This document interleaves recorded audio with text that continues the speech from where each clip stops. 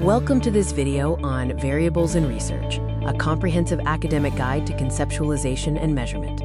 We begin with the introduction, focusing on understanding the meaning and essence of variables in research. A variable is an entity that can take on different values, representing a characteristic that varies across individuals, objects, or events. In research, we use measurable variables to test hypotheses and draw empirical conclusions. Notable scholars offer similar perspectives. John W. Creswell defines a variable as an attribute that can be measured. Earl Babbie sees variables as logical sets of attributes or qualities. Uma Sakharan describes a variable as anything that can take on differing or varying value. Variables form the foundation of scientific inquiry. They enable empirical precision for measuring abstract phenomena. Variables guide the research design, inform data analysis choices, and provide components necessary for hypothesis testing. The nature of variables determines the research design, classifying a study as either experimental or non-experimental. Variables also serve as a roadmap for selecting data collection instruments, ensuring validity and reliability. Variables connect research objectives, questions, and hypotheses. For example, an objective might be to determine the effect of study hours on test scores. The hypothesis might state that increased physical activity leads to lower stress levels. Next, we will explore the essential characteristics that define a good research variable. Measurability means variables must be quantifiable or categorized. Without measurement, they cannot be scientifically studied. Variability requires a variable to change. If an attribute is constant across the population, it is a constant, not a variable. Observability means variables should be observable through direct measurement, like height, or indirect inference, like anxiety levels via a questionnaire. Manipulation is necessary in experimental research, where variables must be controlled or changed to observe effects on the outcome. Variables do not exist in isolation. Their significance is tied to their relationship with other variables, whether they cause, influence, or simply correlate with one another. Now, let's delve into the taxonomy of research components, focusing on the various types of variables used in research. The independent variable, or IV, is the predictor. This is the variable that is changed or controlled to test its effects on the dependent variable. For example, in a coffee study, the amount of coffee consumed is the IV. The dependent variable, or DV, is the outcome. It is the variable being tested and measured, and its value depends on the independent variable. In the coffee study, alertness or reaction time is the DV. The relationship between the IV and DV is often expressed as y equals a function of x.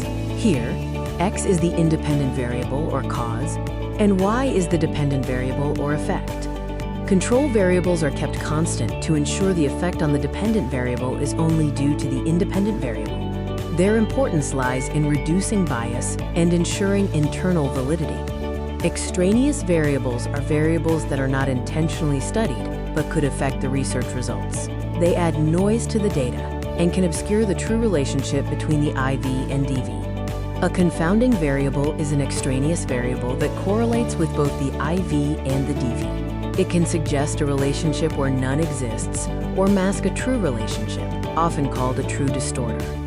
Moderator variables, known as the modifier, affect the strength or direction of the relationship between an IV and DV. They help determine when or for whom a relationship holds true. Mediating variables, or the mechanism, explain the why or how a relationship exists. They act as the middleman in a causal chain, like job performance mediating education and income. We classify variables as qualitative or quantitative. Qualitative variables are categorical attributes, like gender or religion.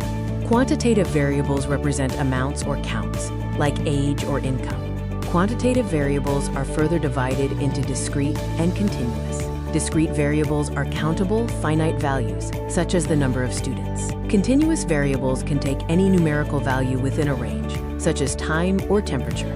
Our next section focuses on measurement scales, the 4 levels of measurement in research. The nominal scale uses categories with no logical order, primarily for labeling, allowing for the calculation of the mode and frequency. The ordinal scale has categories with a rank order, but the distances between them are unequal, allowing for median and percentiles. The interval scale has ordered values with equal distances but lacks an absolute zero, like temperature in Celsius. The ratio scale has ordered values equal distances and a true 0 point, such as weight or height. This table summarizes the comparison across the 4 measurement scales, highlighting the key characteristics and mathematical operations applicable to each. Finally, we will examine the nature of relationships: correlation, causation, and association. Relationships between variables can be positive, negative, or 0.